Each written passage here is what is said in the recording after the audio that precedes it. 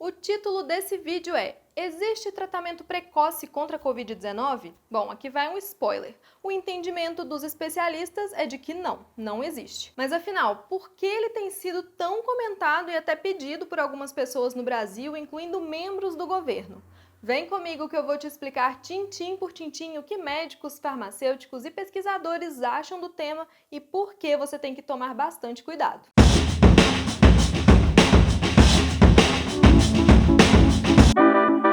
Bom, a primeira coisa para a gente deixar clara aqui é o próprio conceito de tratamento precoce, que foi explicado pelo farmacêutico e professor da Faculdade de Farmácia da UFMG, Gerson Pianetti.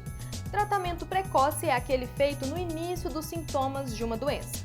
No caso da Covid-19, por exemplo, não existe comprovação científica de um medicamento que trate a doença precocemente, mas os médicos podem receitar remédios para aliviar os sintomas, como analgésicos para dor e antitérmicos para febre.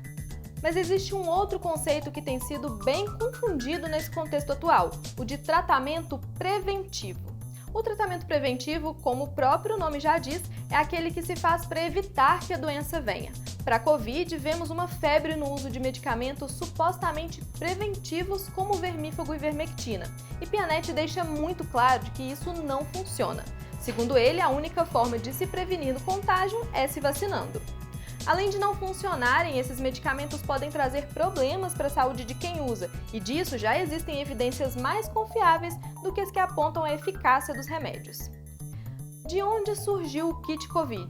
Você com certeza já ouviu falar sobre o chamado kit Covid, que é um conjunto de medicamentos que supostamente combatem o vírus e foram muito difundidos especialmente pelo governo federal. Sulfato de hidroxicloroquina, azitromicina e a ivermectina compõem esse kit formado pelo próprio Ministério da Saúde, mas o uso desses medicamentos contra a Covid-19 é amplamente desencorajado por especialistas, entidades médicas, cientistas brasileiros e estrangeiros, pela Anvisa e pelos próprios fabricantes dos medicamentos. A médica infectologista Silvia Reis, do Hospital Eduardo de Menezes, em Belo Horizonte, explica que no começo da pandemia, testes com esses medicamentos foram feitos em vários países, mas apesar de promissores ali no início, os pesquisadores viram que não eram eficazes assim ou que seria necessária uma dose muito alta, perigosa, para haver algum resultado contra a Covid.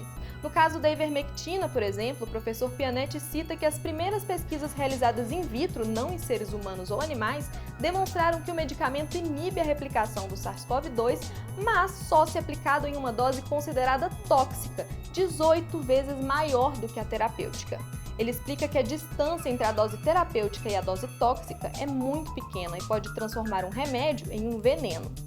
E por que a orientação para não se usar o kit Covid?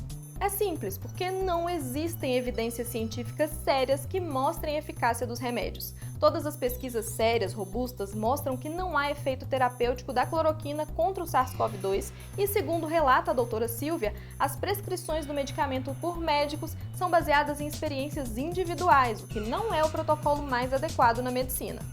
Gerson Pianetti citou que é comum ver pessoas usando os remédios com base em relatos de alguns médicos. Em um deles, o profissional de saúde diz que tratou preventivamente 5.000 pacientes com a ivermectina e nenhum deles pegou a Covid.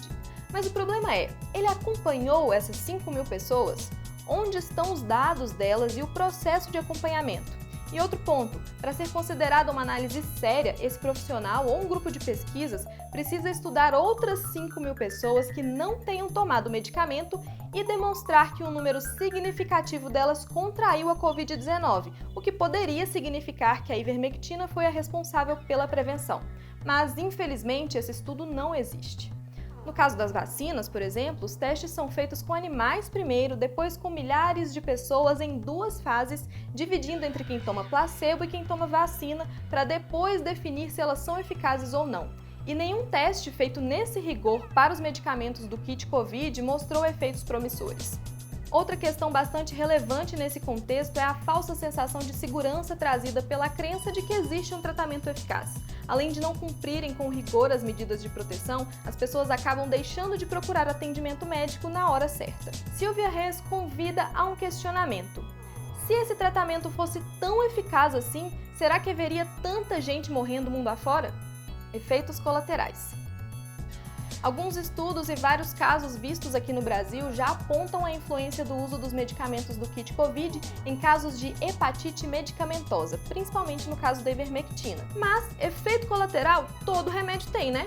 Sim, e o que o médico e o paciente avaliam na hora de prescrever um tratamento é o custo-benefício dele. Se tomar um antibiótico, por exemplo, vai te dar uma indigestão, causar uma diarreia, algo assim, pelo menos ele vai também matar o agente, a bactéria que está causando aquela infecção.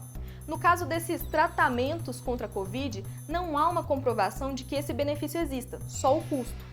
Outro ponto citado por Gianetti é que quando o tratamento com remédios é feito com acompanhamento médico ou de um farmacêutico, eles vão saber a hora de parar e como proceder caso ocorra um efeito adverso grave. Silvia Reis aponta que no caso da cloroquina, não existem muitos dados que mostrem danos causados pelo medicamento em pacientes com Covid-19.